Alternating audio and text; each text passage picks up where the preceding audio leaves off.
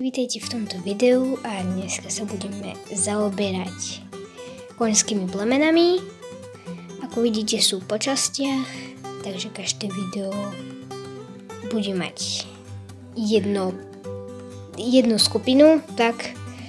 A dneska sa budeme zaoberať s najznámejšími plemenami a to je hneď táto prvá skupina.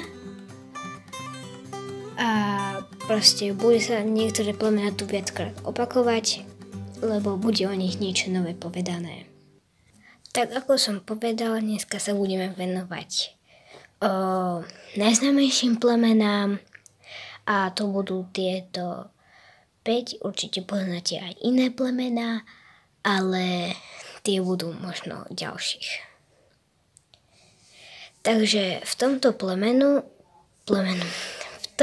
tejto skupine bude frísky kôň, pinto, šetlandský poni, arabský plnokrvník a mustang. Takže začneme hneď prvým plemenom a to je plemeno frísky.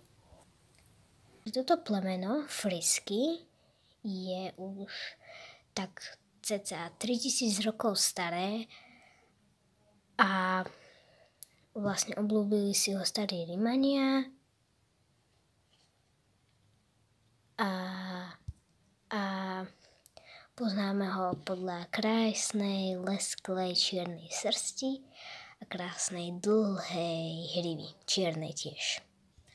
Ak uvidíte bieleho frískeho koňa, nevadí, ale väčšinou býva čierny.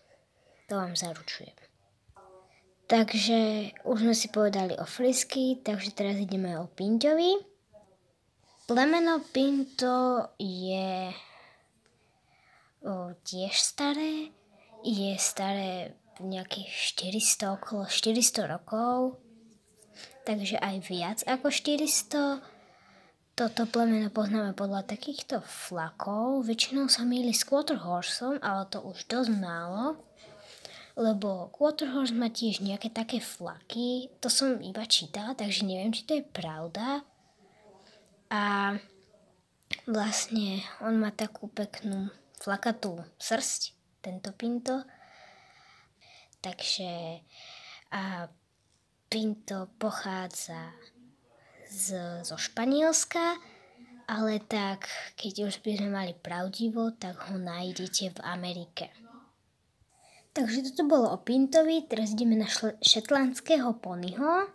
Šetlandský pony je známy tým, že má vlastne takú huňatú srsť ako žala a vlastne je to tiež staré plemeno už tiež niekoľko rokov a vo výška v kohutíku je minimálna 112 a pochádza zo Šetlandských ostrovov alebo poloostrovov, nejako tak. A je tiež staré plemeno. Ďalšie plemeno je Arab, alebo arabský plnokrvník, alebo arabský kôň, neviem ako ho vy nazývate. Takže toto plemeno je tiež to staré plemeno. Pochádza z arabských ostrovov, spoznáte ho z takejto priehlbinky tu, z veľkých nostier, ako má napríklad tento kôň. A potom ešte spoznáte zo zahnutého krku. A kobily poznáte tak, že vlastne má takto chvost do boku. Takže toto bolo o Arabovi, alebo arabskému koni, alebo arabskému plnokrvníkovi. A teraz ide mustang.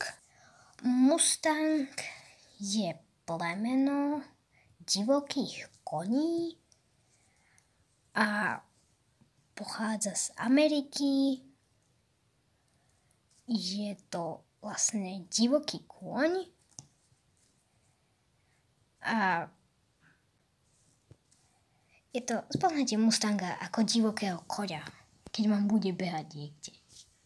Tak a toto boli najznámejšie plemená a v druhej časti sa budeme zaoberať menšie plemená, čo sú ako poníky a nejaké také menšie kone A bude tam spomínaný aj Shetland a aj arabský plnokrvný, aj Quarter Horse a ostatné ďalšie plemená.